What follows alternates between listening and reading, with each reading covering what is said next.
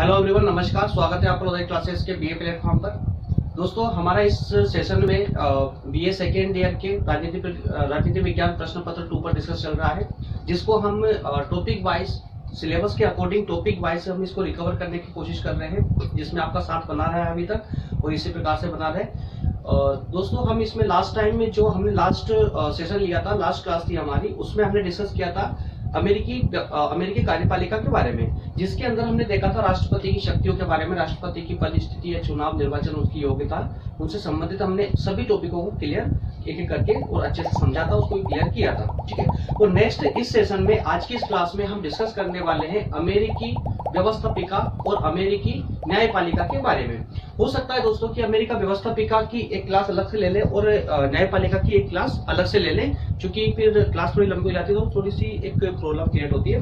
ठीक है, तो आज की हम इस क्लास में कोशिश करेंगे कि 30 मिनट्स की क्लास में ही हम पूरी अमेरिकी व्यवस्थापिका को अच्छे से कवर कर लें, और वो भी बिल्कुल सिलेबस वाइज, जिसमें कि आपके एग्जाम से एक भी क्वेश्चन आउट ना हो, एक भी क्वेश्चन आउट ना हो। दोस्तों, सारे क्वेश्चन इस सेशन के अंदर आपके कवर हो जाएंगे, है ना। और उम्मीद करता हूं कि जितने भी क्वेश्चन बीए के अंतर्गत आएंगे आपके राजनीति विज्ञान प्रश्न पत्र 2 से, जितने भी इस टॉपिक को लेकर क्वेश्चन आएंगे, मुझे पूरा विश्वास है कि आपका एक भी क्वेश्चन आउट नहीं होगा। पूरा का पूरा आपको एक पूरे स्टोरी टाइप में पूरी स्टोरी आपके दिमाग में छप जाएगी, जिससे कि आपको पूरे टॉपिक को समझने में, या फिर कहें कि जब एग्जाम में आंसर राइटिंग करोगे तो वहां पर आपको कोई भी प्रॉब्लम नहीं आने वाली है। ठीक है, तो स्टार्ट करते हैं दोस्तों। उससे पहले मैं आपको छोटी सी बात बताना चाहता हूं कि अगर आप हमारे इस चैनल पर नए हैं तो दोस्तों मैं आपको बता दूं कि हम इस चैनल पर बीए के कंप्लीट सिलेबस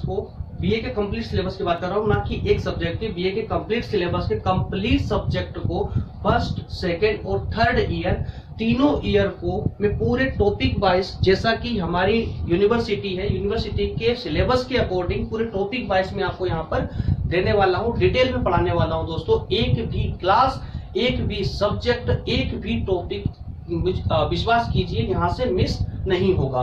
सभी सब्जेक्टों को और सभी टॉपिक्स को मैं बहुत ही डिटेल में आपके सामने क्लियर करूंगा। ठीक है, तो दोस्तों वीडियो अगर आपको पसंद आए लास्ट में तो प्लीज लाइक कीजिए वीडियो को, और जितना अधिक से अधिक हो सके प्लीज अपने दोस्तों के साथ में शेयर कीजिए, जिससे कि मेरा मोटिवेशन बना रहे। तो चलिए दोस्तों शुरू करते हैं अपने सेशन को। जैसा कि मैंने आपको बताया, लास्ट क्लास में हमने डिस्कस किया था अमेरिकी कार्यपालिका के बारे में, जिसमें हमने राष्ट्रपति से संबंधित सभी मुद्दों को बहुत अच्छे से समझ लिया था। ठीक है, अगर आपने लास्ट क्लास नहीं देखी है तो हम ब्रिटेन कंप्लीट कर चुके हैं, ब्रिटेन का संविधान पूरी तरह कंप्लीट कर चुके हैं। उसी प्रकार से यहाँ पे हम अब अमेरिका का संविधान हमने स्टार्ट किया है, जिसके अंदर हमारे 2 वीडियो लगभग हो चुके हैं, 2 से 3 वीडियो लगभग अभी तक हो चुके हैं, और ये हमारा 4था पार्ट है। ठीक है, तो इसके अंतर्गत दोस्तों हम पढ़ने वाले हैं बीए संविधान, बीए के अंतर्गत बीए अमेरिकी व्यवस्थापिका के अंतर्गत दोस्तों हम इसमें पढ़ेंगे सीनेट और सीनेट की शक्तियां और सीनेट के महत्व के बारे में। तो सीनेट दोस्तों, सीनेट क्या होता है और कौन सा क्या है एक्चुअल में, सीनेट क्या है और ये कौन सा सदन है अमेरिकी संसद के अंदर। अमेरिकी संसद को, जैसे मैं आपको पिछली बार बता चुका हूं कि अमेरिकी संसद को हम अमेरिकी कांग्रेस बोलते हैं। अमेरिका में एक्चुअल में संसद को कांग्रेस बोला जाता है। ठीक है, तो कांग्रेस के अंतर्गत ही सीनेट कौन सा सदन है, उस प्रकार से उसका महत्व क्या है और उसकी शक्तियों के बारे में क्या है, तो ये हम अच्छे से समग्र डिटेल में चर्चा करने वाले हैं। उससे पहले पूरी क्लास का मैं एक शॉर्ट में आपको दिखा देता हूं कि क्या क्या हम इसके अंदर पढ़ने वाले हैं। ठीक है, सबसे पहले हम डिस्कस करेंगे सीनेट के बारे में कि एक्चुअल में सीनेट क्या है, सीनेट का महत्व क्या है और सीनेट की शक्तियां क्या है। उसके बाद हम इन सभी को एक एक करके सभी का टॉपिक वाइज हम इसमें स्टडी करने वाले हैं, इसको अच्छे से समझने वाले हैं। सीनेट में हमने सीनेट के को समझने के लिए मैंने इसके अंदर 8 पॉइंट निकाले हैं दोस्तों। इस 8 के बाद में ऊपर कोई पॉइंट बनते ही नहीं है, इसी में सारे समग्र सीनेट के बारे में चर्चा हो जाएगी। उसके बाद हम देखेंगे इसके अंतर्गत ही कि जो भी लास्ट में हमने 8 पॉइंट निकाले हैं, उन 8 ही पॉइंटों का हम एक एक स्लाइड में करके उसका बारे में अच्छे से डिस्कस करने वाले हैं। और इसके बाद हम देखेंगे सीनेट की शक्तियों के बारे में, एक्चुअली सीनेट को कौन कौन सी शक्तियां प्राप्त है, किस प्रकार की शक्तियां प्राप्त है, संसद में इसके पास में कितनी शक्तियां हैं कि ये प्रतिनिधि सदन के बराबर में बैठ सके और सभी फैसलों को साथ करके ले सकती है। ठीक है, इसमें हमने 6 पॉइंट निकाले हैं और 6 पॉइंटों को हम अच्छे से डिस्कस करने वाले हैं, एक एक स्लाइड करके सभी को पढ़ेंगे। इसके बाद हम देखेंगे सीनेट के महत्व के बारे में, और इसमें भी हमने 6 पॉइंट निकाले हैं जो कि आवश्यक मुझे लगे थे। ओके, इसके बाद दोस्तों हम इनको उसी प्रकार से एक एक करके डिस्कस करेंगे, सभी को अच्छे समझने का प्रयास करेंगे कि एक्चुअल में क्या है ये। ठीक है, तो चलिए दोस्तों शुरू करते हैं। बस इतनी स्लाइड ज्यादा नहीं है, 30 मिनट के लगभग हमारा वीडियो आज कंप्लीट हो जाएगा। ओके, और मैं कोशिश कर रहा हूँ दोस्तों कि अगली बार से जो भी क्लास बनेगी सिर्फ 30 मिनट से ऊपर ना निकले, क्योंकि इसमें देखा है मैंने इधर सब थोड़ा बोरिंग सा फील करते हैं, तो मुझे भी मजा नहीं आता है, क्योंकि मैं यहाँ पर बहुत मेहनत करता हूँ दोस्तों आपके लिए। और बस अब क्या बोले आगे, चलिए बढ़ते हैं सेशन में। अपने व्यवस्थापिका के अंतर्गत हम पढ़ने वाले थे अमेरिकी व्यवस्थापिका। एक बात एक सोच लीजिए, सुन लीजिए आप खाली सिर्फ 2 मिनट। अमेरिका संविधान जब हम डिस्कस करेंगे दोस्तों, चाहे किसी भी देश के संविधान के बारे में हम डिस्कस करें, उसमें हम 3 से 4 चीज सबसे इंपॉर्टेंट जो पढ़ने वाले हैं। सबसे पहले हमें पता होना चाहिए कि वो संविधान, जिस देश का संविधान के बारे में हम चर्चा कर रहे हैं, वो संविधान एक्चुअल में कौन सी प्रकृति का है। प्रकृति अर्थात बोलने का मतलब मेरा कि ब्रिटेन के संविधान की जब हमने बात की थी तो उसकी प्रकृति दोस्तों कैसी थी, अलिखित संविधान की प्रकृति थी। ठीक है, कि ब्रिटेन का संविधान अलिखित संविधान है। उसी प्रकार से जब हमने अमेरिका के संविधान को स्टार्ट किया तो इसकी प्रकृति को भी हमने समझा, और इसकी प्रकृति पढ़ते वक्त हमने देखा कि ये लिखित संविधान है और विश्व का पहला संविधान लिखित संविधान है, और साथ ही साथ में विश्व का सबसे छोटा संविधान भी है और सबसे कठोर संविधान भी है। ये अमेरिका के संविधान की प्रकृति है। ठीक है, अच्छा, अब जब हम संविधान की बात कर चुके हैं, संविधान की प्रकृति समझ चुके हैं, संविधान का हम महत्व समझ चुके हैं, उसकी विशेषताएं क्या है, ये जब हम सब कुछ देख चुके हैं, तो अब हम संविधान के अंदर जब प्रवेश करते हैं तो उसमें देखेंगे कि संविधान के अंदर एक्चुअल में कौन कौन सी संस्थाएं हैं, किस प्रकार से वो कार्य करती है। संविधान जिसके लिए बनाया गया है, कई के लिए देश को चलाने के लिए बनाया गया है, तो उस देश को चलाने के लिए एक्चुअल में क्या संविधान ही चलाता है, क्या संविधान के अनुच्छेद ही चलाते हैं, या फिर संविधान में जो अनुच्छेद लिख दिए गए हैं, क्या उन अनुच्छेदों के आधार पे कोई संस्थाएं गठित होगी, कुछ संस्थाएं बनेगी, उस संस्थाओं के कोई अध्यक्ष होंगे, कोई लीडर होंगे, कोई नेता होंगे, कोई प्रशासनिक अधिकारी होंगे, तो उनके द्वारा उस संस्था को रन किया जाएगा। ठीक है, और उस संस्था के, उस पर्टिकुलर संस्था के पास में कितने अधिकार होंगे, उसके क्या दायित्व होंगे, ये किस पर निर्भर करता है दोस्तों, तो ये निर्भर करेगा संविधान के अनुच्छेद पे, कि संविधान के अंदर जो लिख दिया गया है कि कौन सी संस्था किसके अंडर में काम करेगी, उसको कौन कौन सी शक्तियां और कितनी कितनी शक्तियां प्राप्त होगी, तो इस बारे में हमको सब कुछ संविधान बताएगा। ठीक है, तो इसी बेसिस में दोस्तों हम यहाँ जो डिस्कस करने वाले, जो मैं हमेशा आपको ट्राइंगल पढ़ाता हूँ, कौन कौन सा, न्यायपालिका, फिर उसके बाद कार्यपालिका और विधायिका। 3 टाइम में हमने संविधान के, किसी भी देश के संविधान के हमने 3 अंग देखे थे, कि किसी भी प्रशासन के 3 अंग होते हैं। 3 अंग में न्यायपालिका, कार्यपालिका और विधायिका होती है। ठीक है, विधायिका जहां कानून बनाती है, वहीं कार्यपालिका उसको लागू करने का कार्य करती है। वो जो न्यायपालिका होती है वो ये जांच करती है कि जो कानून सोसाइटी में आया है, जो कानून देश में आया है, क्या वो जनता के हित में है या नहीं, संविधान के आदेशों का पालन करते हैं या नहीं। अगर आदेशों का पालन करते हैं दोस्तों, तो न्यायपालिका को कोई प्रॉब्लम नहीं है, वो कानून एज इट इज समाज में चलता रहेगा। लेकिन अगर वो कानून जो कार्यपालिका के द्वारा आया है, बन के जो लागू किया गया है, अगर वो किसी भी प्रकार से जनता के अधिकारों का हनन करता है, तो न्यायपालिका उस पर स्टैंप लगा देगी, यानी कि उसको अवैध करार दे देगी, संविधान के विरुद्ध बोल देगी, तो वो कानून वहीं पे ही रद्द हो जाएगा। ठीक है, तो क्या इतनी बात समझ आई है ना।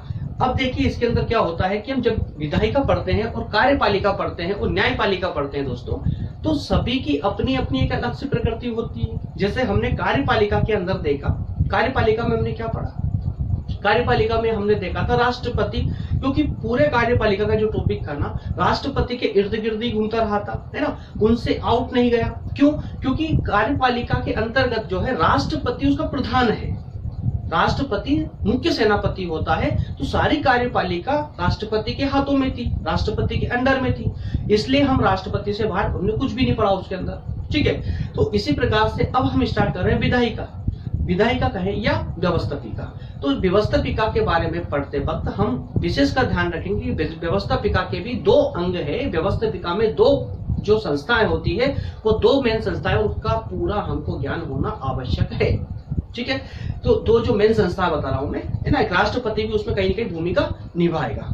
ठीक है, तो व्यवस्थापिका के अंदर सबसे पहली चीज क्या होता है कि कानून इसके अंदर बनाए जाते हैं। ठीक है, कानून कौन कौन बनाएगा दोस्तों? तो कानून इसके अंतर्गत दो सदन होंगे इसमें कानून बनाने के लिए, एक होगा निचला सदन और एक होगा उच्च सदन। ठीक है, निचला सदन और उच्च सदन जैसे कि लगभग जो हमने अभी तक जितने भी संविधान पढ़े हैं, सभी संविधानों में की व्यवस्थापिकाओं में लगभग दो ही सदन पाए गए हैं, निचला सदन और उच्च सदन। उसी में से निचला सदन, अगर हम अमेरिका की बात करें तो निचला सदन प्रतिनिधि सदन को बोलते हैं और उच्च सदन बोलेंगे हम सीनेट को। ठीक है, तो उसी सीनेट जो उच्च सदन है यहाँ का, उस सीनेट के बारे में हम यहाँ चर्चा करने वाले हैं। ठीक है, तो क्या अब ये बात समझ आई आपको किस बारे में हम बात करने वाले हैं यहाँ पर? सीनेट। ठीक है दोस्तों, ओके, तो सीनेट में मैं जैसा भी बताया था मैंने आपको कि सीनेट के अंतर्गत हम उसकी शक्तियों के बारे में बात करेंगे और उसका महत्व भी देखेंगे कि इसका क्या महत्व है, कि सीनेट में एक्चुअली कि इसकी शक्तियां क्या क्या इसको मिली हुई है। कंपैरिजन किसके साथ करेंगे? प्रतिनिधि सदन के साथ में, यानी कि निम्न सदन के साथ में, कि निम्न सदन में और उच्च सदन के साथ में इन शक्तियों में क्या डिफरेंस है, दोनों के महत्व में क्या डिफरेंस है और दोनों की परिभाषाओं में भी क्या डिफरेंस है। ठीक है, क्लियर हुआ? चलिए पढ़ते हैं आगे फिर। ओके, सीनेट के बारे में जब हम इसको इंट्रो देंगे ना, तो देखिए एग्जाम में आप कैसे इसको राइट करोगे, कैसे लिखोगे। सीनेट की जब आप बात करते हैं तो सीनेट की परिभाषा सबसे पहले हमको देखिए, क्वेश्चन चाहे कोई सा भी हो, सबसे पहले हमें उसके इंट्रो ही लिखना होता है। ठीक है, उसकी भूमिका लिखनी होती है। भूमिका जितनी इफेक्टिव होती है हमारी, क्वेश्चन में आंसर के जो नंबर मिलते हैं ना, वो बिल्कुल उसी प्रकार से मिलते हैं, क्योंकि जो हमारी भूमिका होती है, भूमिका जितनी स्ट्रॉन्ग होगी, आगे क्वेश्चन का जो आंसर लिखेंगे ना पूरा स्ट्रॉन्ग चला जाएगा। लेकिन अगर हमारी शुरुआत ही थोड़ी वीक होगी ना, तो वो इतना इफेक्ट सामने वाले पे नहीं डालेगी। ठीक है, तो इसमें परिभाषाओं के अंतर्गत ही हम ये 8 पॉइंटों के बारे में डिस्कस करने वाले हैं दोस्तों, और ये 8 पॉइंट ही हमारी पूरी भूमिका को इस प्रकार क्रिएट कर देंगे कि बिल्कुल भी एक लाइन भी आपकी व्यर्थ सी दिखाई नहीं देगी, पूरी की पूरी इफेक्टिव नजर आने वाली है। ठीक है, एक एक पॉइंट करके हम समझेंगे अंदर। इसमें सदस्यों की संख्या समझेंगे कि सीनेट में कितने सदस्य होते हैं, फिर देखेंगे योग्यताओं के बारे में कि इसके सदस्य बनने के लिए क्या योग्यता होना चाहिए, सदस्यों का, इसके जो सदस्य होते हैं उनका चुनाव किस प्रकार से होता है, इनकी अवधि कितनी होती है, अगर ये बैठक बिठानी है तो इनकी गणपूर्ति क्या होनी चाहिए, अधिवेशन क्या कौन बुलाता है, किस प्रकार आता है, क्या होता है ये, और सभापति और इनके वेतन भत्तों के बारे में भी हम समग्र चर्चा करने वाले हैं। ठीक है, तो पहला पॉइंट है हमारा सदस्य संख्या। तो दोस्तों सदस्य संख्या में आप बस एक बात इसमें ऐड कर लीजिए, जब हम अमेरिका के व्यवस्थापिका में सीनेट के बारे में चर्चा करते हैं तो सीनेट के अंतर्गत जो सदस्य संख्या होती है, तो ये मान लीजिए कि ये विश्व में सबसे छोटा जो है एक संस्था है। ये जो उच्च सदन है ना दोस्तों, विश्व की सबसे छोटा सदन है ये। जिस तरह हमने पढ़ा था कि संविधान के बारे में जब बात करते हैं तो अमेरिका का संविधान सबसे छोटा संविधान है, विश्व के सभी संविधानों से सबसे छोटा संविधान है। उसी प्रकार से इसके सीनेट भी सबसे छोटी है, क्योंकि इसमें सदस्य भी सबसे कम है। अमेरिका में 50 राज्य है, अमेरिका में कुल 50 राज्य है, और यहाँ पे नियम ही है दोस्तों कि हर राज्य से 2 सदस्य लिए जाते हैं। जब हर राज्य से 2 सदस्य लेंगे तो कितने सदस्य होंगे? कुल मिलाकर 100 सदस्य हो जाएंगे, किसमें कुल मिलाकर के 100 सदस्य है। ठीक है, क्लियर हुआ ये? ओके, नेक्स्ट है योग्यताओं के बारे में कि सीनेट की सदस्यता लेने के लिए किसी व्यक्ति की क्या योग्यता होना चाहिए। ठीक है, तो सबसे पहली बात, जैसा कि हम देखते हैं कि अभी तक देखते हैं और हम समझते भी हैं कि किसी भी संविधान का किसी भी शासन का अगर आपको अंग बनना है तो उस देश का निवासी होना आवश्यक है। ठीक है, उस देश का निवासी होना आवश्यक है, उस देश की नागरिकता आपके पास होना आवश्यक है, तभी जाकर के आप उस वहां के एक संवैधानिक पद को ग्रहण कर पाओगे। तो सबसे पहले भी यहाँ पर भी यही सेम कंडीशन है कि अगर आपको अमेरिकी व्यवस्थापिका के अंदर अमेरिकी व्यवस्थापिका के अंदर सीनेट की सदस्यता अगर आपको लेना है तो उसके लिए आपको अमेरिका का नागरिक होना पड़ेगा। साथ ही साथ में ये बात और याद रखनी कि अमेरिका का नागरिक होना पड़ेगा। आपने नागरिकता किस रूप में ली है इसका कोई संविधान में क्लियरेंस नहीं है। इसमें ये कोई क्लियर नहीं किया गया है कि आपको जो नागरिकता है किस प्रकार से आपने ली हो, क्योंकि अगर आपने नागरिकता वाला टॉपिक पढ़ा हो तो आपको पता होगा कि नागरिकता लेने के भी, किसी भी देश की नागरिकता लेने के भी कई आधार होते हैं, कई प्रकार होते हैं। जिस प्रकार से मैं एक दो बता देता हूँ कि जिस प्रकार से एक नागरिकता होती है जन्म के आधार पर, ठीक है। एक नागरिकता होती है दोस्तों रजिस्ट्रेशन के आधार पर, कि वहां जाकर, जैसे आप हैं, हम अमेरिका जाते हैं, अमेरिका जाकर रजिस्ट्रेशन करवा लिया, वहां की नागरिकता ले ली, ठीक है। एक होता है ब्लड रिलेशन के आधार पर। तो इस प्रकार से कई आधार होते हैं, सभी देशों के अपने अपने कई आधार होते हैं। इस प्रकार से भारत में 6 से 7 आधार है नागरिकता लेने के। उसी प्रकार से तो यहाँ नागरिकता जिससे भी ली है आपने, उस नागरिकता को कम से कम 9 साल हो चुके हो, अर्थात कहने का ये कि 9 साल से आप अमेरिका में निवास कर रहे हो, और साथ में ही जिस क्षेत्र से या जिस राज्य से आप चुनाव लड़ने वाले हो सीनेट के लिए, वहां के आप निवासी होना आवश्यक है।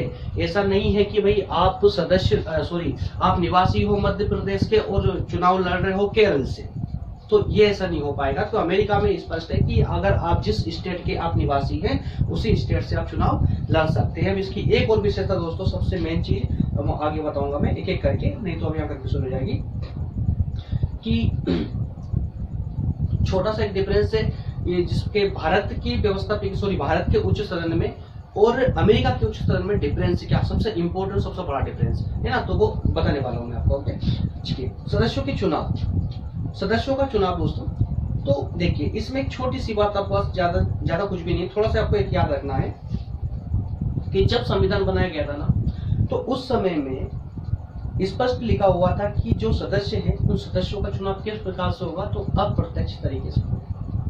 अप्रत्यक्ष चुनाव होगा सदस्यों का, सीनेट के सदस्यों का अप्रत्यक्ष चुनाव होगा।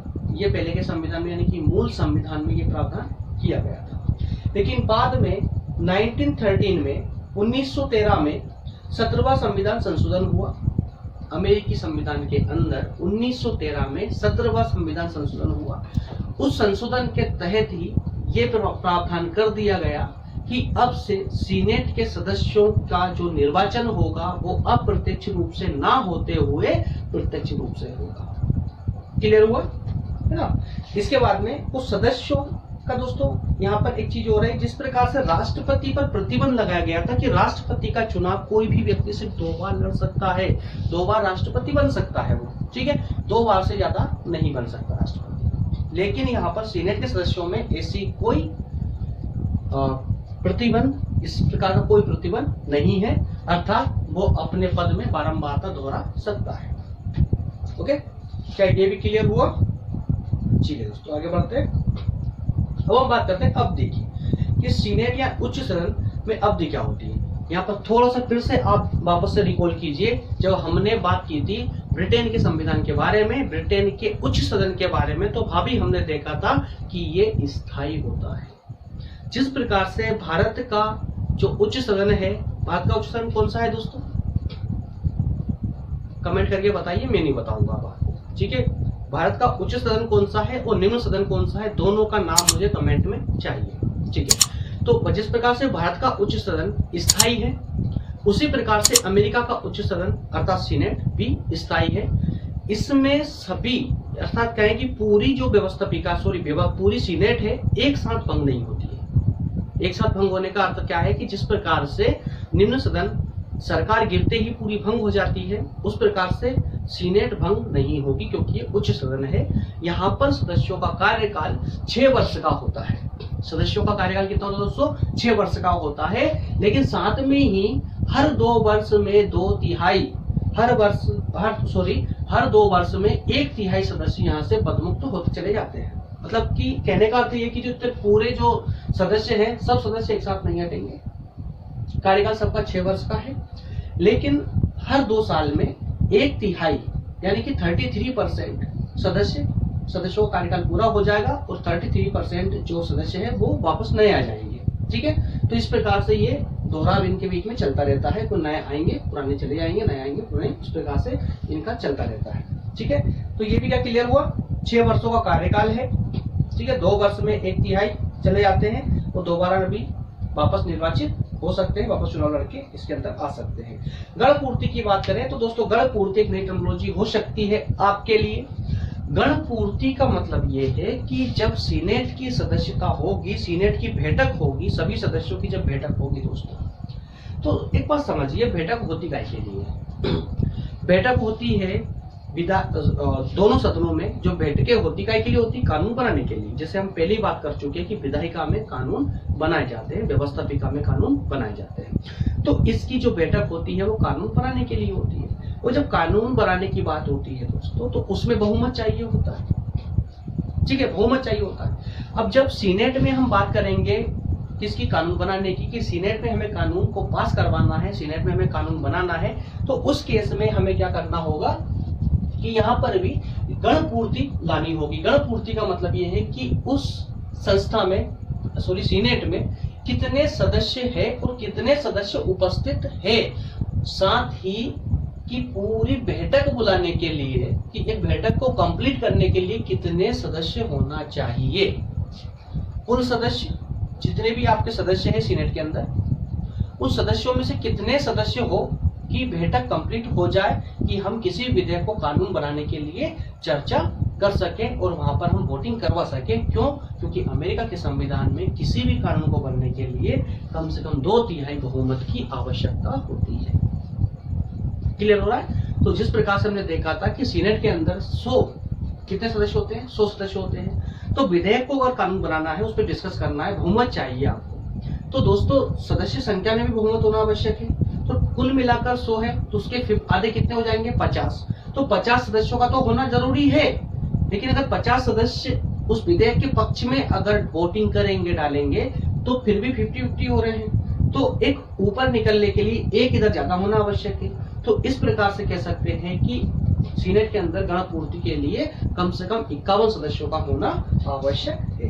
कितने दोस्तों? 51 सदस्यों का होना आवश्यक है। क्लियर हुआ? चलिए आगे बढ़ते हैं। अधिवेशन, जैसे हम पिछले सेशन में बात की थी हमने कि अधिवेशन कौन बुलाता है? राष्ट्रपति बुलाता है। ज्यादा इसमें डिस्कस करने की आवश्यकता ही नहीं है। अधिवेशन मतलब वही कि बैठक को बुलाना, बैठक डिसाइड करना कि भैया कब होगी, कब बैठक कब करनी है और कब इसका स्थापन होगा, कब इसकी स्थगित तो होगी, कब इसको रद्द किया जाएगा। तो ये सारे डिसीजन जो लेने कार्य होते हैं वो राष्ट्रपति के होते हैं, इसी को बोलते हैं हम अधिवेशन। और ये अधिवेशन यहाँ संविधान में स्पष्ट रूप से लिखित है, स्पष्ट रूप से प्रावधान किया गया है कि अधिवेशन साल में कम से कम एक बार तो आपको सीनेट का अधिवेशन बुलाना ही होगा। ओके, तो कम से कम एक बार सीनेट का अधिवेशन बुलाना आवश्यक है। ठीक है, अब बात करते हैं सभापति की। अच्छा, सीनेट, ये तो हमने समझ लिया कि भाई सीनेट संसद का या कहें कि व्यवस्थापिका का एक सदन है। तो उस सदन की बैठक कौन करेगा? अर्थात कि उसका कोई अध्यक्ष भी तो होगा, कोई सभापति होगा। तो अब ये एक होता है अध्यक्ष और एक होता है सभापति। अब जरा समझिए बात को।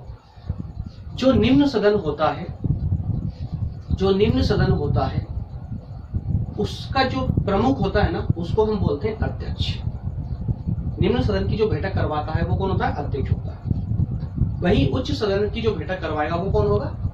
वो दोस्तों उसको बोलते हैं सभापति, वो सभापति होता है। ठीक है, बस इतनी सी बात याद रखना कि निम्न सदन का में अध्यक्ष होता है और उच्च सदन में सभापति होता है। और ये सभापति भारत और अमेरिका में बिल्कुल सेम है। ये सभापति कौन होगा? उपराष्ट्रपति। ठीक है, जिस प्रकार से हमारे भारत में जो हमारे उपराष्ट्रपति है श्री वेंकैया नायडू जी, तो वही हमारी राज्यसभा की अध्यक्षता करते हैं। अध्यक्षता अर्थात सभापति है। ठीक है, तो जिस प्रकार से भारत के उपराष्ट्रपति राज्यसभा के सभापति होते हैं, उसी प्रकार से अमेरिका में भी अमेरिका के जो उपराष्ट्रपति है वो वहां के सभापति होंगे। कहां के? सीनेट के सभापति होंगे। ठीक है, वो कार्य किस प्रकार दोस्तों करेंगे?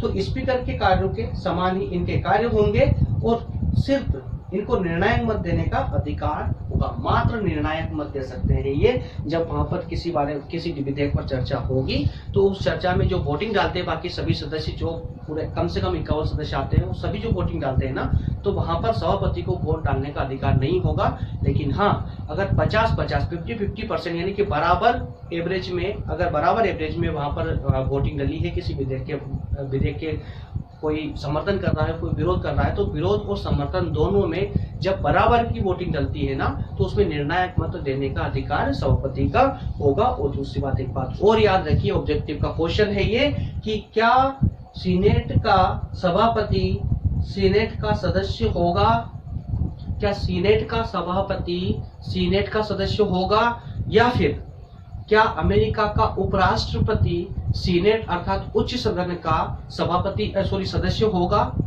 स्पष्ट है नहीं, स्पष्ट लिखा गया है नहीं। जो सभापति होगा, जो उपराष्ट्रपति अर्थात सभापति, वो सीनेट का सदस्य बिल्कुल नहीं होगा। ओके, क्यों? क्योंकि वो उपराष्ट्रपति होता है। ठीक है, वेतन भत्तों की अगर बात करोगे ना, तो थोड़ा सा बात करो, इनजो कोई प्रॉब्लम नहीं है। वेतन भत्ते, कमाई हो तो इनके जैसी हो तो कुछ मजा भी है। देखिए जरा, सदस्यों का वार्षिक वेतन की अगर हम बात करें तो मात्र $42,500 है। सीनेट के जो सदस्य हैं, इन सदस्यों के वेतन की जब बात करेंगे तो मात्र $42,500 इनका वेतन है। $42,500 इनका वेतन है। लेकिन अन्य भत्ते 25,000 से लेकर $60,000 अर्थात सैलरी से भी ज्यादा इनके अन्य भत्ते होते हैं। वो ज्यादा चौकी मत है ना, भारत में भी सेम कंडीशन है, सैलरी से ज्यादा अन्य वेतन भत्ते इनको दिए जाते हैं। संसद, चाहे तो सांसद हो या विधायक हो, सभी को यही स्थिति है। सबकी हाई फाई सैलरी होती है और उस हाई फाई सैलरी के ऊपर डबल हाई फाई वेतन भत्ते होते हैं। ओके, तो और इनको जो है भाषण देने की पूर्ण स्वतंत्रता होती है, कोई भी भाषण दे सकता जो सदस्य होते हैं। ये थोड़ा सा मिसप्रिंट दोस्तों कहीं मिसप्रिंट हो जाता है, तो उसको आप जब पीडीएफ डाउनलोड करेंगे तो आप थोड़ा सा ठीक कर लीजिएगा। ठीक है, चलिए अब बात करते हैं हम सीनेट की शक्तियों के बारे में कि सीनेट की शक्तियां एक्चुअल में क्या थी। सीनेट की शक्तियों के अंतर्गत हमने देखा था दोस्तों, उस समय देखा था कि हम 6 पॉइंटों के बारे में डिस्कस करने वाले हैं। तो इस 6 पॉइंटों में कि कानून निर्माण संबंधी शक्तियों की हम बात करेंगे, वित्तीय शक्तियों की हम बात करेंगे, उसके बाद कार्यपालिका संबंधी शक्तियों की बात करेंगे, अन्वेषण, न्यायिक शक्तियां और अन्य शक्तियां। तो इस प्रकार से 6 शक्तियों को मैंने यहाँ पर पॉइंट आउट किया है और ये 6 शक्तियां एग्जाम के पॉइंट ऑफ व्यू से आवश्यक है। अगर क्वेश्चन बनता है, अगर क्वेश्चन आता है एग्जाम में कि अमेरिकी सीनेट की शक्तियों के बारे में चर्चा कीजिए, चाहे वो बोलते हैं कि विस्तार से चर्चा कीजिए या कहते हैं कि संक्षेप में चर्चा कीजिए, दोस्तों दोनों ही पॉइंट ऑफ व्यू से ये 6 पॉइंट आपके सेटिस्फाई, आप उस क्वेश्चन को जो है सेटिस्फाई कर देंगे, इतने ही पर्याप्त होंगे।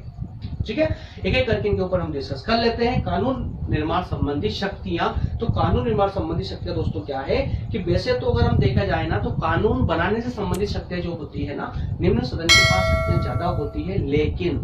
लेकिन बहुत सारी शक्तियां ऐसी है जो सीनेट के पास भी निम्न सदन के समान ही, यानी कि प्रतिनिधि सदन के समान ही शक्तियां ये भी रखता है। तो कांग्रेस का दोस्तों ये द्वितीय सदन है, ये हम जानते हैं। और निम्न सदन के साथ निर्माण, जब कानून का निर्माण होता है, कानून का निर्माण करते हैं तो उसमें साझेदार होते हैं। ये कुछ मिसप्रिंट बता चुका हूं मैं आपको, तो टाइप करने वाले कर देते हैं। तो चलिए, निम्न सदन जैसे कि प्रतिनिधि सदन, तो इसके साथ में जब कानून निर्माण की बात आती है ना, तो ये इनका साझेदार होते हैं। अर्थात के सीनेट के बिना कानून निर्माण संभव नहीं है, कि सीनेट का भी उतना ही बहुमत चाहिए जितना कि प्रतिनिधि सदन का होना चाहिए।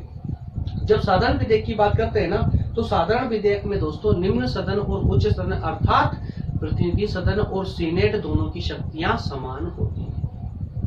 दोनों सदनों का बस इस बात को याद रखिए आप तो, कि अमेरिका में कोई भी कानून बनाने के लिए 2/3 बहुमत की आवश्यकता होती है, चाहे फिर वो बात हो प्रतिनिधि सदन की, चाहे बात हो सीनेट की।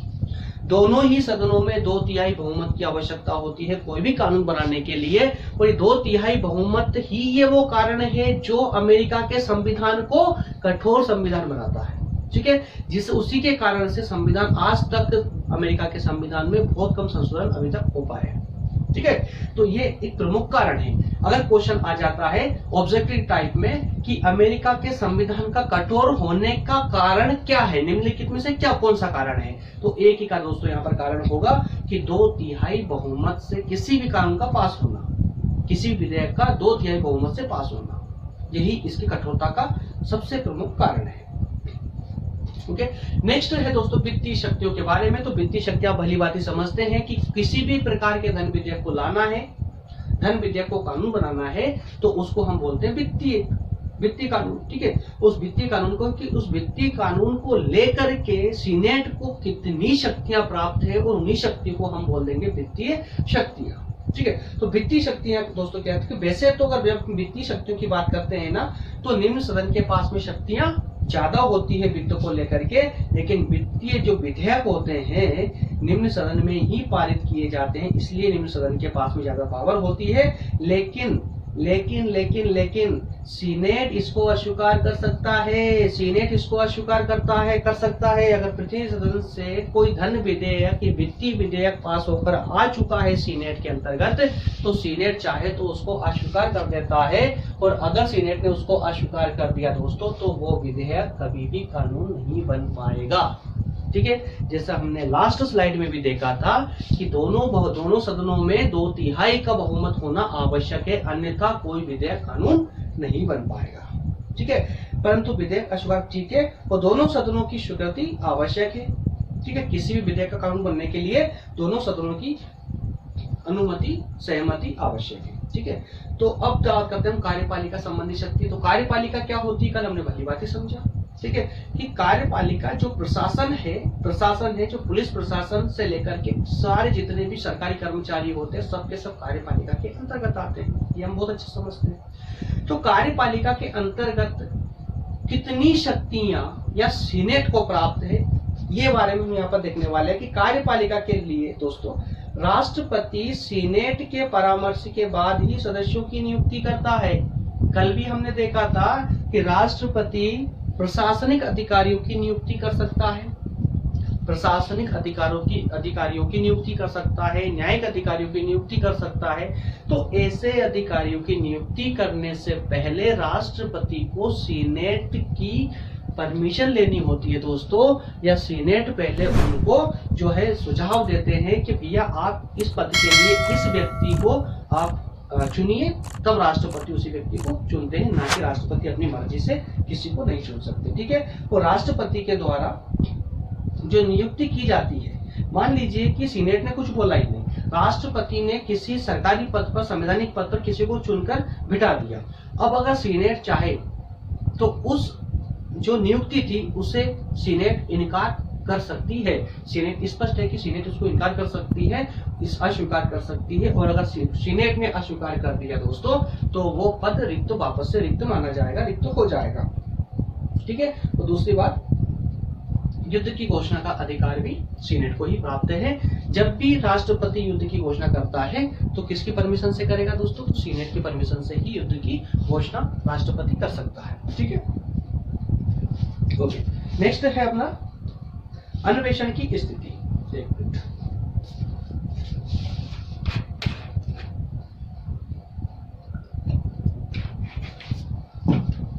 अन्वेषण की स्थिति दोस्तों, अन्वेषण मतलब क्या होता है, अन्वेषण का मतलब क्या होता है, अन्वेषण का मतलब होता है कुछ सिंपल टेक्नोलॉजी, सिर्फ जांच करना, किसी भी चीज को लेकर के जांच करना।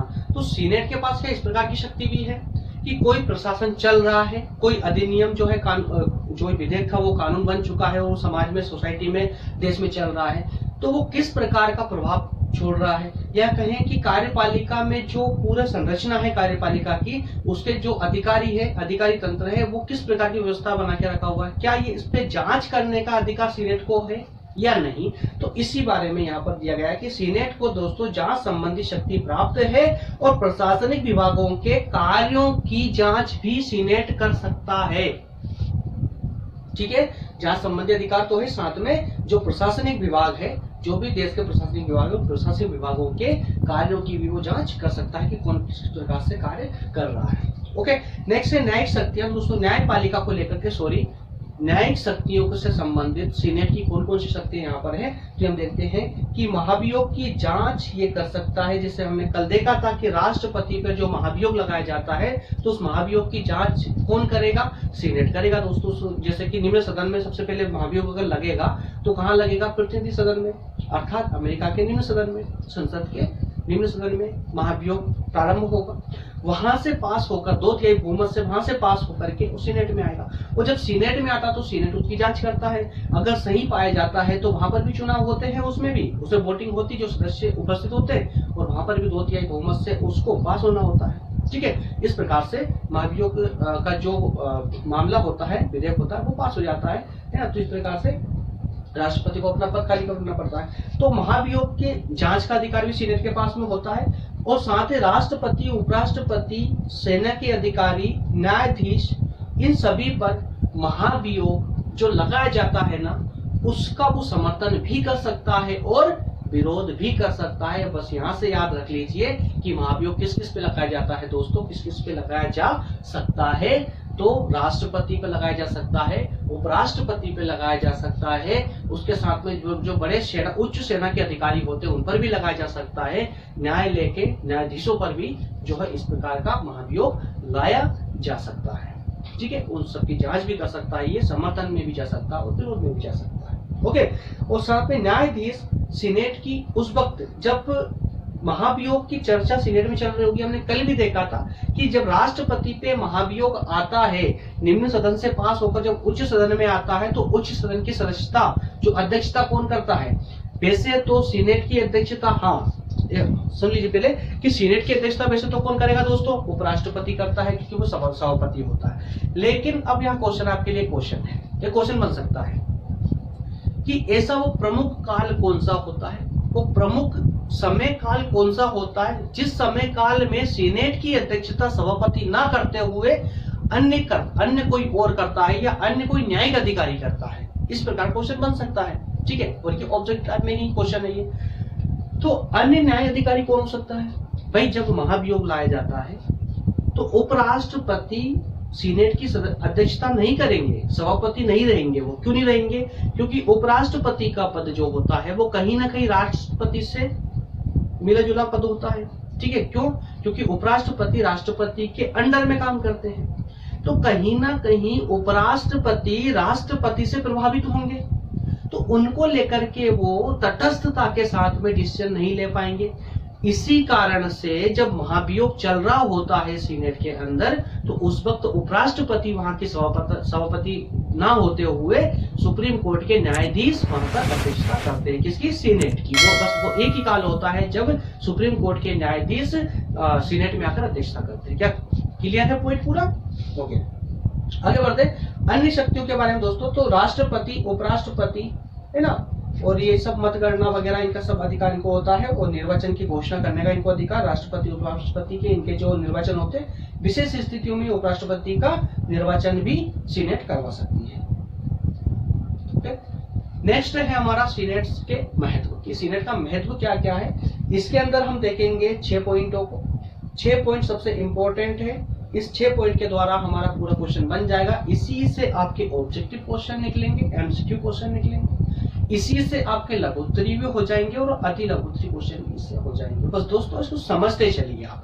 अगर समझ कर दिमाग में ये पूरी स्टोरी फिट हो गई आपको कि किस प्रकार से, किस टर्मिनोलॉजी का मतलब क्या होता है, कौन सा सदन किस काम आता है, किस सदन के पास कौन सी शक्तियां होती है ना, किस किस प्रकार से पूरी प्रोसेस आगे बढ़ती है, किस प्रकार से कानून बनते, ये सारी चीजें अगर आपके दिमाग में फिट है तो आप आराम से दोस्तों, चाहे क्वेश्चन कितना भी घुमा के एग्जामिनर दे दे, आप बिल्कुल भी नहीं अटकेंगे और बिल्कुल आपको स्मूथली कर ले जाएंगे उसको। ठीक है, तो बढ़ते हैं आगे।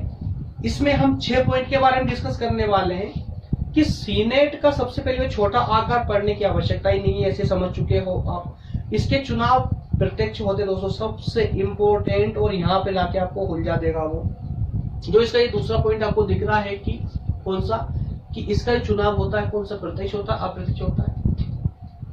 किसी भी देश के उच्च सदन को उठा लीजिए, सभी देशों के उच्च सदन का जो चुनाव होता है वो अप्रत्यक्ष रूप से होता है। एकमात्र अमेरिका का संविधान ऐसा है, एकमात्र अमेरिका की कांग्रेस अर्थात संसद ऐसी है जिसकी विधायिका के अंदर उच्च सदन का जो चुनाव होगा ना वो प्रत्यक्ष रूप से होता है दोस्तों। और इसी कारण से राष्ट्रपति वहां पर उच्च ओहदे पर होता है, उच्च पोस्ट पर होता है राष्ट्रपति। ठीक है, राष्ट्रपति को विशेष शक्तियां प्राप्त होती है। वो भाई इसी कारण से सीनेट को भी उच्च शक्तियां प्राप्त होती है। और एक ये दूसरा कारण है, सीनेट का पावरफुल होने की वजह से ही, या सीनेट के पावरफुल होने का ही ये दूसरा कारण है कि अमेरिका का संविधान कठोर संविधान है। क्या क्लियर हो रहा आपको ये? ठीक है ना। तो उसके बाद में स्थायित्व किस प्रकार इसका स्थायित्व बना रहेगा, विशेष अधिकार इसको क्या दिए गए हैं, योग्यता क्या है सदस्यों की, है ना, और राष्ट्र के हितों की रक्षा किस प्रकार, तो ये सब बातें हम एक करके इसका डिस्कस कर लेते हैं। और अब ये दोस्तों हमारे लास्ट ही चल रहा है ना। इसके बाद में हमारा सेशन आज का खत्म हो जाएगा और लगभग 30 मिनट भी हमारे होने वाले हैं, ये हो चुके होंगे, है ना। ओके, तो सबसे छोटा आकार दोस्तों, हाँ, हम क्या कंपैरिजन कर रहे हैं ब्रिटेन की लार्ड सभा से। जिस प्रकार से ब्रिटेन में लार्ड सभा उच्च सदन होता है, तो ब्रिटेन की लार्ड सभा में कितने सदस्य हैं, तो वहां पर है दोस्तों 1000 से भी ज्यादा सदस्य वहां पर होते हैं ब्रिटेन की लार्ड सभा के अंतर्गत। ठीक है, और प्रतिनिधि सदन में, वहां के प्रतिनिधि सदन में 435, अमेरिका के प्रतिनिधि सदन में कितने सदस्य हैं, 435 सदस्य हैं। इनमें अधिक संख्या के कारण ही स्वतंत्र वाद विवाद नहीं हो सकते, इसीलिए सीनेट में 17 सदस्य हैं। तो इसका बोलने का अर्थ क्या हुआ, इसको जरा पकड़िए, कैचअप कीजिए। इनका बोलने का, इनके संविधान का स्पष्ट तर्क था, सीनेट को छोटा बनाने का स्पष्ट एक तर्क था। और तर्क ये था कि जिस प्रकार से ब्रिटेन के लॉर्ड सदन में, ब्रिटेन के उच्च सदन में 1000 से ज्यादा संख्या है सदस्यों की, और जब हम अमेरिका के ही प्रतिनिधि सदन की बात करते हैं, निम्न सदन की बात करते हैं, तो उस निम्न सदन के अंदर 435 सदस्य, इतने ज्यादा सदस्य होने के कारण ही किसी महत्वपूर्ण विधेयक पर, किसी महत्वपूर्ण टॉपिक पर एक समग्र थिंकिंग नहीं बन पाती है, एक समग्र जो सहमति होती है वो नहीं बन पाती। इस कारण से सीनेट के अंदर कम सदस्यों को रखना इन लोगों ने उचित समझा। किन लोगों ने? संविधान निर्माताओं ने। ओके, तो संविधान निर्माताओं ने ही प्रतिनिधि सदन के सीनेट के अंदर 100 सदस्यों का प्रावधान किया था, और इस कारण से किया था, ये कारण आपको समझ आ गया होगा। नेक्स्ट देखते हैं हम कि प्रत्यक्ष चुनाव के बारे में, कि सीनेट के सदस्य होते हैं दोस्तों, किसी भी देश के संविधान के उच्च सदन की जब आप बात करेंगे तो वहां पर उन सदस्यों का जो चुनाव होता है वो अप्रत्यक्ष रूप से होता है। जैसे अगर भारत की बात करें तो भारत के, कभी आपने सुना है कि भारत में राज्यसभा के चुनाव है? आपने 3 या 4 प्रकार के चुनाव सुने होंगे। पहला चुनाव आपने सुना होगा लोकसभा का चुनाव, जो प्रधानमंत्री, जिसके लिए प्रधानमंत्री चुने जाते हैं, हम संसद को चुनते हैं, सांसद प्रधानमंत्री को चुन लेते हैं। ठीक है, कौन सा? लोकसभा का चुनाव। दूसरा चुनाव होता है राज्यसभा विधानसभा का चुनाव। कौन सा? विधानसभा का चुनाव, जिसमें हम विधायकों को चुनते हैं, और विधायक किसको चुनते हैं? मुख्यमंत्री को चुन लेते हैं। ओके, फिर तीसरा चुनाव होता है दोस्तों, वो होता है हमारी स्थानीय सरकार का, और स्थानीय सरकार भी 2 से 3 प्रकार की होती है, पर मैं 2 प्रकार की ही बोलूंगा आपसे। एक होती है शहरों की और एक होती है ग्रामीण। ठीक है, स्थानीय सरकार में जब ग्रामीण की बात करते हैं तो वहां होती है सरपंच चुनाव, सरपंच, पंचायत होते हैं, आपने सुना होगा। ठीक है, तो पंचायत में चुनाव होता है, सरपंच के लिए चुनाव होता है, प्रत्यक्ष चुनाव होता है। ठीक है, और जब शहरों की बात आती है, शहरों में नगर पालिका, नगर निगम होती है, तो हम उसके लिए पार्षद चुनते हैं। क्लियर हुआ? तो हम जो चुनाव है ना, जो हम वोटिंग करते हैं, 3 बार वोटिंग करते हैं, एक लोकसभा के लिए, एक राज्य विधानसभा के लिए, और दूसरा हम करते हैं स्थानीय सरकार के लिए, अर्थात पार्षद या फिर सरपंच के लिए। ठीक है, उस प्रकार से हम यहाँ पर कभी सुना है आपने कि हाँ कभी राज्यसभा का चुनाव होने वाला है? नहीं सुना होगा, बिल्कुल नहीं सुना। क्यों? क्योंकि राज्यसभा के सदस्य होते हैं वो इनडायरेक्टली चुने जाते हैं, और इनडायरेक्टली चुनकर ही वो राज्यसभा में जाकर आसीन होते हैं, बैठते हैं। ठीक है, लेकिन अमेरिका की सीनेट के साथ ऐसा नहीं है दोस्तों। अमेरिका की सीनेट भले ही उच्च सदन है, लेकिन फिर भी यहाँ पर जो सदस्य चुने जाते हैं वो प्रत्यक्ष चुनाव के द्वारा चुने जाते हैं। अर्थात अमेरिका में एक चुनाव राष्ट्रपति के अलावा एक चुनाव सीनेट का भी होता है, और वह बिल्कुल जैसे हम यहाँ लोकसभा चुनाव बोलते हैं, इसी प्रकार से वहां पर सीनेट चुनाव बोला जाता होगा। ओके, तो इस प्रकार से यह चुनाव जो होता है प्रत्यक्ष रूप से जनता के द्वारा होता है, भारत से अलग होता है, भारत से भिन्न होता है, क्योंकि भारत में ऐसा नहीं होता। निम्न सदन का एक सदस्य एक क्षेत्र का प्रतिनिधित्व करता है, जबकि सीनेट का एक सदस्य पूरे राज्य को देखता है। दोस्तों, निम्न सदन में जो सदस्य चुन के आता है, जिस क्षेत्र से आता है वो सिर्फ उसी क्षेत्र को देखता है, उसी क्षेत्र का में जो है व्यवस्था बना के रखता है। लेकिन सीनेट में जो सदस्य आता है ना, जिस राज्य से आएगा उस पूरे राज्य का प्रशासन उसकी जिम्मेदारी होती है। क्लियर है? ठीक है। इसका मतलब क्या हुआ कि इस परिप्रेक्ष्य में अगर हम देखें तो निम्न सदन प्रतिनिधि सदन से अधिक शक्तियां सीनेट के सदस्यों के पास होती है। स्थायित्व की जब बात करेंगे दोस्तों, तो निम्न सदन के सदस्य 2 वर्ष के लिए आते हैं। निम्न सदन के सदस्य 2 वर्ष, थोड़ा सा डिफरेंस है, बस याद रखना कि भारत की जब बात करेंगे तो 5 साल, ठीक है। ब्रिटेन की बात करेंगे 5 साल, लेकिन अमेरिका में थोड़ा सा चेंजेस है। सीनेट पूरी तरह से कंप्लीट है ना, उसका विघटन नहीं होगा। 6 साल के लिए होते हैं, उसके बाद में 2 तिहाई, 1 तिहाई, हर 2 साल में 1 तिहाई सदस्य चले जाते हैं और नए आ जाते हैं। उसी प्रकार से जब यहाँ देखिए निम्न सदन के जो सदस्य होते हैं उनकी नियुक्ति सिर्फ 2 साल के लिए होती है। 2 सालों का कार्यकाल होता है निम्न सदन के, ठीक है। निम्न सदन प्रतिनिधि सदन जो है अमेरिका का, जो निम्न सदन है उसके सदस्यों का जो कार्यकाल है वो सिर्फ 2 साल का होता है, जैसे हमारे भारत में 5 साल का होता है। सीनेट में 6 वर्ष का कार्यकाल होता है और हर 2 साल में 1 तिहाई रिटायर हो जाते हैं। और सीनेट के सदस्यों का को जो है एक लंबा अनुभव माना जाता है कि इनको एक लंबा अनुभव होता है। क्यों होता है लंबा अनुभव? क्योंकि दोस्तों ये सीनेट जो सदन है वो कभी भी भंग नहीं होता, और भंग नहीं होने के कारण कौन सरकार आ रही है, कौन राष्ट्रपति आ रहा है, उनसे उनको कोई मतलब होता नहीं है। राष्ट्रपति जब आएगा चला जाएगा, उसका वो सब चलता रहता है। लेकिन इधर जो है सीनेट कंटिन्यूअसली बनी होती है, इसलिए इनके सदस्यों को जो है अनुभव लंबा होता है और इसकी वजह से ही सरकार की स्थायित्व धारण करे होती है। ठीक है। नेक्स्ट है विशेषाधिकार। विशेषाधिकारों के अंतर्गत हम देख रहे हैं कि निम्न सदन की अपेक्षा सीनेट को अधिक शक्तियां प्राप्त है। जब विशेषाधिकारों की बात करते हैं ना, तो हमने अधिकतर देखा है, क्या देखते हैं कि निम्न सदन के पास ज्यादा शक्तियां होती है, उच्च सदन के पास शक्तियां कम होती है, क्योंकि वो इनडायरेक्टली चला जाता है। लेकिन यहाँ अमेरिका के साथ में एकदम उल्टा हो गया। कैसे? सीनेट को हम डायरेक्ट चुन रहे हैं, प्रत्येक चुनाव के द्वारा चुन रहे हैं। अब जब दोस्तों कोई प्रत्येक चुनाव से चुनकर आएगा, जब जनता सीधे उसको चुनकर भेजेगी तो भाई उसके पास तो अधिकार होंगे ना।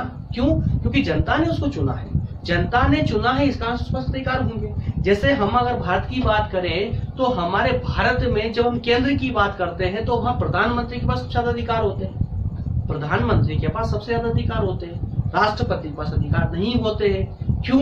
ऐसा क्यों होता है? क्योंकि ये जनता डायरेक्टली प्रधानमंत्री को चुनती है, ना कि राष्ट्रपति को। अब जो जनता के द्वारा चुन के आएगा वो तो शक्तिशाली ही होगा। ठीक है। तो सेम स्थिति यहाँ पर भी बन रही है दोस्तों कि सीनेट की जब चुनाव होता है तो वो प्रत्येक चुनाव होता है, और इसी कारण से क्या होता है कि निम्न सदन से ज्यादा शक्तियां इसके पास में होती है। और कानून निर्माण जब होता है, जब कानून निर्माण की बात आती है दोनों सदनों में, दोनों सदन समान भूमिका यहाँ पर अदा करते हैं। ठीक है। और कार्यपालिका में सीनेट में अधिक शक्तियां, कार्यपालिका को क्षेत्र में लेकर के निम्न सदन से ज्यादा शक्तियां इसके पास में होती है। ठीक है। लास्ट सेकेंड पॉइंट है योग्य सदस्यता, कि इसके सदस्य बनने के लिए योग्यता क्या है? तो अधिक योग्य, अनुभवी, पूंजीपति सदस्य और दलों के प्रतिनिधि नेता सदस्य होते हैं। इसको समझिए जरा कि क्या बोल रहे हैं, कि सिंपल सी बात है, बोलने में समझ भी चुके हैं आप कि ये क्या बोलना चाहिए, स्लाइड में क्या हो रहा है, कि जो सीनेट के सदस्य होते हैं ना वो अधिक योग्य होते हैं निम्न सदन से। पहली बात कि अधिक योग्य होते हैं। दूसरी बात, जो सीनेट के सदस्य होते हैं वो होते कौन है? तो दोस्तों यहाँ पर बताया गया है कि जो इसके सदस्य होते हैं ना, ये बहुत ही ज्यादा अनुभवी होते हैं और पूंजीपति वर्ग के होते हैं, मतलब हाई क्लास लेवल के होते हैं। ठीक है। और इसी कारण से एक तरह से देखिए, ये हम इसकी अच्छी बातें पढ़ रहे हैं। जब इसकी आलोचना करेंगे ना, तो जब आप बुक पढ़ोगे तो उस बुक में आलोचना भी आपको मिलेगी। जब उस आलोचना में देखोगे तो पता है क्या आलोचना होगी, कि इसके सीनेट पर पूंजीपति वर्ग का आधिपत्य है, अधिकार है, इसलिए वहां निम्न वर्ग की सुनवाई नहीं होती है। ठीक है। ये इसकी आलोचना बन जाएगी। तो हम जब भी सिर्फ इसकी विशेषताओं के बारे में डिस्कस कर रहे हैं, तो विशेषताओं को जो हम देखेंगे तो इसमें सिर्फ एक ही, अधिक योग्य लोग होते हैं, इसमें अनुभवी होते हैं, और पूंजीपति जो उच्च वर्ग के लोग होते हैं वो इसके सदस्य होते हैं। ठीक है। और दलों के जो प्रसिद्ध नेता होते हैं ना, वही इनके सदस्य बनते हैं। ठीक है। ओके दोस्तों, तो ये हमारा कंप्लीट डिस्कस हो चुका है अमेरिकी व्यवस्थापिका को लेकर के। नेक्स्ट क्लास जो हमारी होने वाली है वो अमेरिका न्यायपालिका के बारे में दोस्तों होने वाली है। अमेरिका न्यायपालिका के बारे में भी लगभग उसका लेक्चर में आपको कल है ना डाल दूंगा, कल रिकॉर्ड करने के बाद डाल दूंगा। दोस्तों बस आपसे एक ही निवेदन है कि जिस प्रकार से मैं आपके लिए लगा हुआ पूरे YouTube में, मोबाइल आपके हाथ में है, जस्ट क्लास खत्म होने के बाद में आप देख लीजिए YouTube पे सर्च करके।